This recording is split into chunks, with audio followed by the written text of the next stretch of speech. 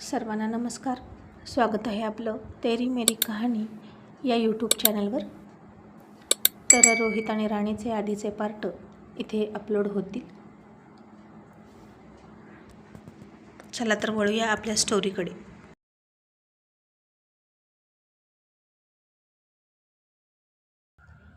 राणी कॉलेजमध्ये रोहितवर चिडली आणि मेघनाचं पत्र त्याच्या हातात दिलं आणि रागातच घरी निघून आली.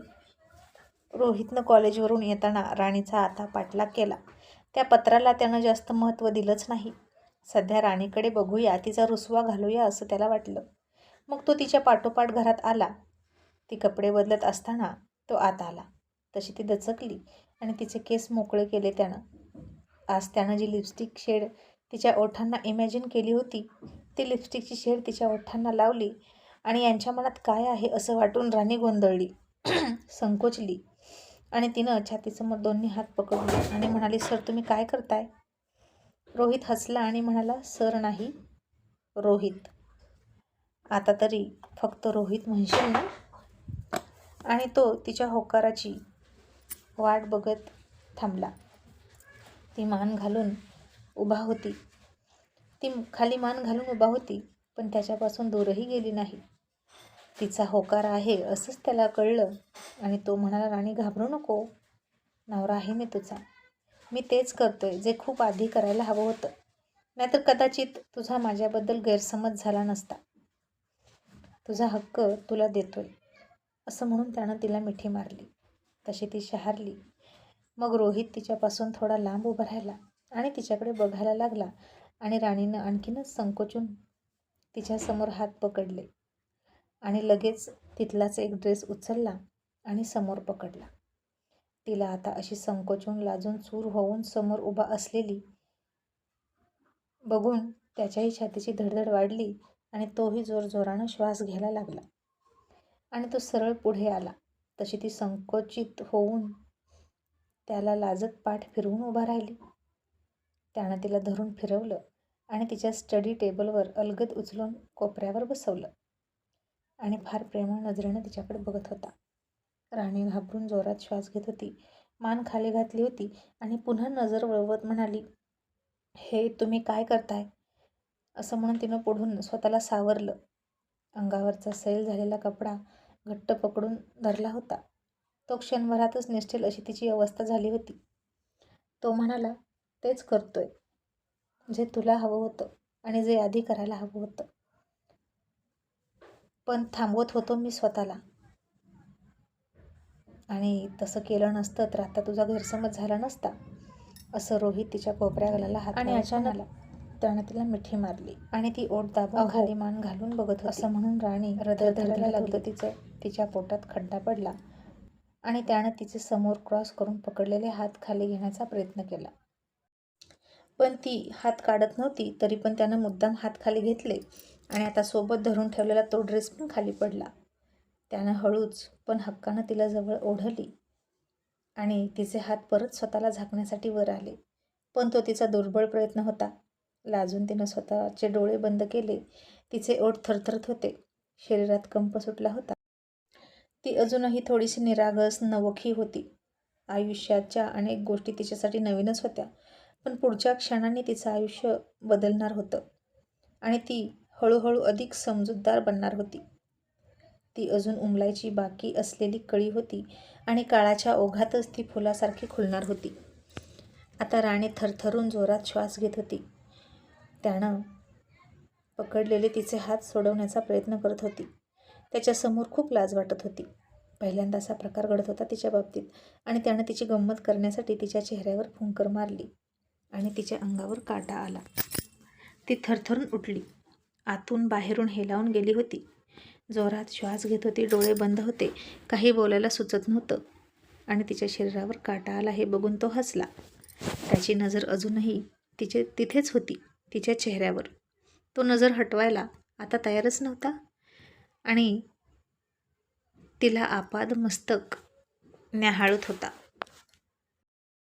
आणि तो म्हणाला, खूप मेहनत घ्यायला लागेल असं म्हणून तिला पुन्हा जवळ ओढली आणि तिच्या कानावरून बोट फिरवलं आणि तिनं अंग चोरून घेतलं आणि हळूच मान वळवली.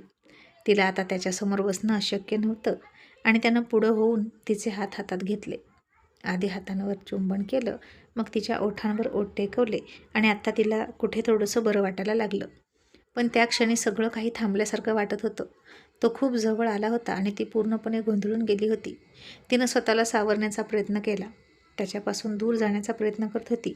टेबलच्या कोपऱ्यावर बसलेली ती त्याच्या नजरेला नजर देत होती. भीती आणि अस्वस्थता तिच्या चेहऱ्यावर स्पष्ट दिसत होती.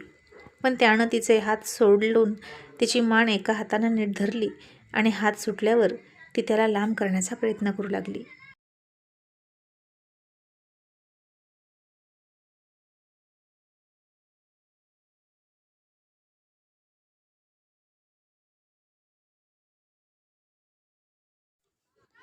त्यानं तिच्या खांद्यावर हात ठेवला.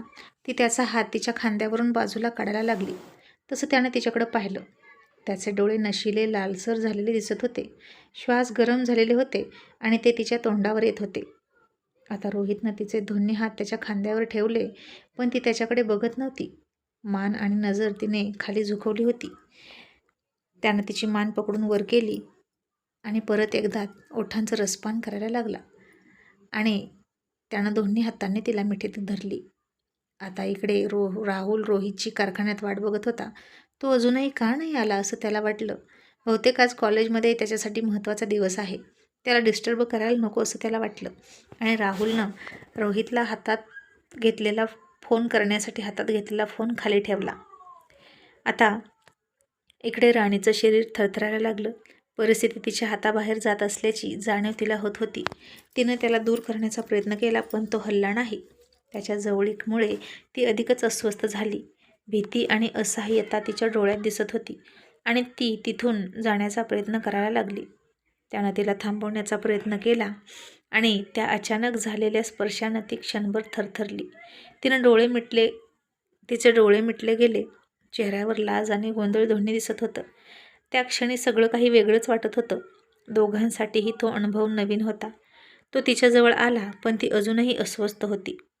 तिनं स्वतःला सावरण्याचा प्रयत्न केला. ती तिथेच बसलेली होती आणि तो तिच्यासमोर उभा होता. दोघांमध्ये एक अजीब शांतता पसरली होती, ज्यात भीती, गोंधळ आणि न बोललेले प्रश्न दडले होते. रोहित म्हणाला, राणी, माझं काय चुकलं? तू का चिडलीस माझ्यावर? राणी त्याची नजर चोरत म्हणाली, ते पत्र, तुम्ही आणि मेघना मॅडम, ते खरं आहे का? रोहित म्हणाला, अजिबात नाही. माझ्या डोळ्यात बघून सांग की मी खोटं बोलत आहे. आणि ती गप्प बसली. तो तिच्याजवळ उभा होता आणि त्या क्षणी दोघांमध्ये एक वेगळीच शांतता पसरली. त्याच्या अचानक जवळ येण्याने ती गोंधळली होती, पण स्वतःला सावरण्याचा प्रयत्न करत होती. त्याच्या परिस्थितीचा परिणाम तिच्यावर होत होता. ती काय करावं हेच ठरवू शकत नव्हती. त्याच्यावर विश्वास ठेवू की नको? क्षणाक्षणाला तिच्या भावना बदलत होत्या. भीती, संकोच आणि एक अनोळखी ओढ, सगळं एकत्र मिसळलं होतं. ती त्याच्यापासून दूर जावं की तिथेच थांबावं याचाच विचार करत होती आणि तो तिच्याकडे एकटक पाहत होता. जणू काही त्या क्षणाचा अर्थ शोधत होता. पहाटेच्या शांत वातावरणासारखी ती अवस्था होती, जिथं सगळं काही हळूहळू बदलत होतं, पण अजून काहीही स्पष्ट झालेलं नव्हतं. पण राणी आता रोहितच्या मोहात पडत होती हे मात्र नक्की. दुधात साखर मिसळावी तसं त्याच्यात मिसळायला तयार होती. त्याच्या स्पर्शानं मदहोश झाली होती आणि तिच्या मनातल्या भावना बदलत होत्या. क्षणापूर्वीचा विरोध हळूहळू कमी होत होता आणि त्या जागी एक अनोळखी ओढ निर्माण होत होती. ती काय योग्य काय अयोग्य हेच ठरवू शकत नव्हती आणि त्या क्षणानं तिला पूर्णपणे वेढून टाकलं. दोघांमधील अंतर कमी झालं होतं, पण तिच्या मनात अजूनही संभ्रम आणि अस्वस्थता होती. दोघंही काहीच न बोलता उभे होते. भावना, प्रश्न आणि न समजणाऱ्या गोष्टींनी तो क्षण भरून गेला होता. पुढे काय होणार याची तिला कल्पना नव्हती, पण त्या क्षणाने तिच्या आयुष्यात एक वेगळंच वळण आणलं होतं हे मात्र नक्की होतं. मग आता दोघांनाही एकमेकांविषयी वाटणारी गोडी वाढत होती. तिला शरीरात भावनांची होणारी गर्दी समजत नव्हती. आतल्या आत बदल जाणवत होते. तिचे हार्मोन्स बदलत होते. तिच्या मनात प्रेमाच्या भावना तयार होत होत्या आणि त्याचा शर्ट मुठीत घट्ट पकडून ती स्वतःच्या भावना काबूत करायला लागली. त्याला तिच्या मनातला गोंधळ जाणवला, पण पुढच्या क्षणी त्याने परिस्थिती हाताळण्याचा प्रयत्न केला आणि तिला म्हणाला, माझ्या डोळ्यात बघ आणि तिनं त्याच्या डोळ्यात बघितलं आणि त्या क्षणी तिला जाणवलं की परिस्थिती आता तिच्या नियंत्रणाबाहेर जात आहे. कारण त्याच्या डोळ्यात आता बरंच काही दिसत होतं. तिनं पुन्हा एकदा स्वतःला सावरण्याचा प्रयत्न केला आणि सगळ्यात मध्येच एक ताणलेली शांतता पसरली. त्या क्षणानं दोघांनाही थांबून विचार करायला भाग पाडलं. काय योग्य आहे आणि काय नाही याची जाणीव हळूहळू होत होती. पण रोहित पूर्ण समजदार होता. त्याच्यावर विश्वास ठेवू की नको असं तिला वाटत होतं आणि त्याला समजलं की तिचा काय गोंधळ उडालेला आहे. मग त्यानं तिला अलगद उचललं आणि बेडवर बसवलं. कारण तिच्या मनातला हा सगळा गोंधळ आज त्याला दूर करायचा होता. पण तिच्या चेहऱ्यावरचा घाबरलेपणा त्याला आता जाणवला नाही. ती अस्वस्थ झाली होती आणि तिच्या चेहऱ्याला हात लावणार तो इतक्यात तिनं त्याला थांबवण्याचा प्रयत्न केला आणि म्हणाली, बास थांबा. ती हळू आवाजात म्हणाली. त्या क्षणी तिला स्पष्टपणे जाणवत होतं की परिस्थिती तिच्या मनासारखी नाही. तो मात्र आपल्या भावनांमध्येच हरवला होता. पण तिच्या आवाजातली भीती हळूहळू त्याच्यापर्यंत पोहोचू लागली आणि पुन्हा दोघांमध्ये एक ताणलेली शांतता पसरली, ज्यात न बोललेले प्रश्न आणि अस्वस्थता भरली होती. मग त्या क्षणी सगळं थांबणं गरजेचं होतं. कारण नात्यातील खरा अर्थ हा समजूतदारपणा आणि एकमेकांच्या भावनांचा आदर करण्यात असतो. मग तो तिला पुन्हा एकदा आय लव्ह यू म्हणाला आणि तिच्या ओठांवर ओठ ठेवणार इतक्यात तिनं आता ओठ दुखले म्हणून त्याला दूर केला आणि म्हणाली, आता हे बास, मला त्रास होतोय आणि कसं तरी होतं. आता तो गालात हसला आणि तिला काय होतं हे कळत होतं त्याला. आणि तो तिच्या पाठीवरून हळूवार हात फिरवत समजूतदारपणे म्हणाला, आता सगळं थांबेल बघ थोड्या वेळात, जेव्हा आपलं नातं याही पुढे जाईल. असं म्हणून त्यानं तिला डोळा मारला. तसं तिनं लाजून मान वळवली आणि पलीकडे बघायला लागली. मग तो पुन्हा तिच्याजवळ जाणार तेव्हाच नेमक्या वेळेला त्याचा फोन वाजला आणि त्यानं फोनकडे पाहिलं तर आईचा फोन होता. तो बाजूला झाला, डोळे बंद केले, कमरेवर हात ठेवत शांत झाला. वेळ चुकली होती त्याची आणि तीही भानावर आली आणि समोर हात आडवे ठेवून उठली. त्यानं फोन घेतला आणि श्वासांवर काबू करत म्हणाला, बोल आई. तशी ती पलंगावरून उठली आणि कपडे गोळा करून पळत बाथरूममध्ये गेली. जानकी म्हणाली, रोहित, आज तुझं कॉलेजचं काम संपलं ना? मग मी पूजेची तयारी करू का? आणि तू पळतोस का काय? तुझा दम का लागला आहे इतका? तो पुन्हा श्वास सोडत म्हणाला, एवढ्यासाठीच फोन केला होतास का? फक्त आल्यावर बोलू, तो मोठ्या आवाजात म्हणाला आणि त्यानं फोन कट केला. ती बाथरूममध्ये गेली आणि तो केसात हात फिरवत बेडवर बसला आणि तिनं आल्यावर त्याच्याकडं पाहिलंच नाही आणि ती बाहेर जायला लागली. आणि तो म्हणाला, आईने पूजेविषयी विचारायला फोन केला होता, काय करायचं बोल. ती पाठ फिरवून म्हणाली, मी सांगितलं होतं त्यांना. रोहित म्हणाला, नक्की काय, हो की नाही? राणी थोडी लाजली आणि हसून म्हणाली, आता इतकं सगळं तुम्हाला करू दिलं, मग हो की नाही, काय वाटतं तुम्हाला? तोही हसला आणि म्हणाला, पण तुझ्या तोंडून ऐकलं असतं तर बरं वाटलं असतं. ती म्हणाली, मी रुसले आहे अजून तुमच्यावर. माझा संशय दूर झाला नाही. रोहित म्हणाला, माहीत आहे, मुलींचा रुसवा काढणं फार अवघड असतं. त्यातल्या त्यात बायकोचा विषय तर फारच वाईट. म्हणून मला मुली आवडत नाहीत. त्यांच्यावर फार टाईम वेस्ट होतो. खरं सांगू, मला कधी वाटलंच नव्हतं की मी कोणावर इतकं मनापासून प्रेम करेन.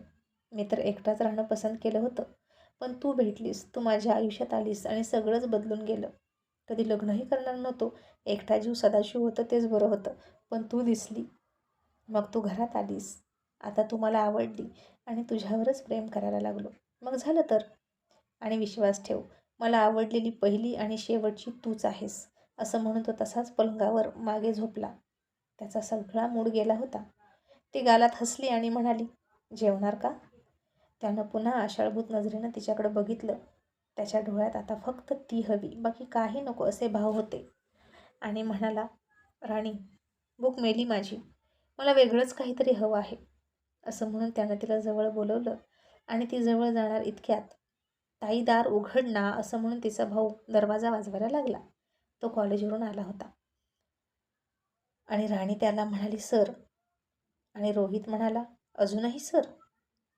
ती म्हणाली, अहो. तो म्हणाला, फक्त रोहित. फार फार तर अहो रोहित असं चालेल. आणि ती हसून म्हणाली, अहो. आणि तिनं दरवाजाकडे पाहिलं आणि त्याला कळलं की काय अडचण आहे. मग तो उठला आणि म्हणाला निघतो, कारखान्यावर जातो असं म्हणून त्यानं शर्ट घातला आणि निघाला. तशी ती पुन्हा थोडी त्याच्या मागे गेली, 4 पावलं चालत, आणि म्हणाली, अहो ते. आणि आता तिला विचारायचं होतं की आज रात्री याल का. आणि रोहित तिच्या मनातलं ओळखून म्हणाला, मी इथे येणार नाही रात्री. आता इथून पुढे जे काही होईल ते आपल्या घरी. मग घरी कधी यायचं हे तू ठरव, असं म्हणून गेला. राणी आता गप्प बसली आणि तिनं पाठ फिरवली. तसं तो तिलाही माहीत नव्हता परत फिरला आणि पुन्हा तिला गरकन मागे वळवली आणि जाता जाता त्याच्या नजरेनंच तिला खूप मोठी हिंट दिली आणि म्हणाला, वाट बघतोय राजा त्याच्या राणीची, असं म्हणून गाडीत बसला आणि निघूनसुद्धा गेला. राणी खूप खूप खुश झाली. त्याची गाडी नजरेआड होईपर्यंत ती गाडीकडे बघत होती आणि तिचा भाऊ, ताई ताई आज पण जिजू आणि तू भांडलात का, असं म्हणून तिला विचारत होता. पण राणीचं त्याच्या बोलण्याकडे लक्ष नव्हतं. ती तर आता बॅग भरायचा विचार करत होती, कारण आता रोहितच्या तोंडाचं रक्त तिच्याही तोंडाला लागलं होतं आणि आता तीच त्याच्याशिवाय राहू शकत नव्हती. आणि आता त्याच वेळी संग्रामच्या पिये जे राणी बोलली त्याचा कसा दुरुपयोग करायचा असा विचार करत होता. मग आता पुन्हा येईल का रोहित आणि राणीच्या मिलनमध्ये विघ्न, हे पाहणं इंटरेस्टिंग ठरणार आहे.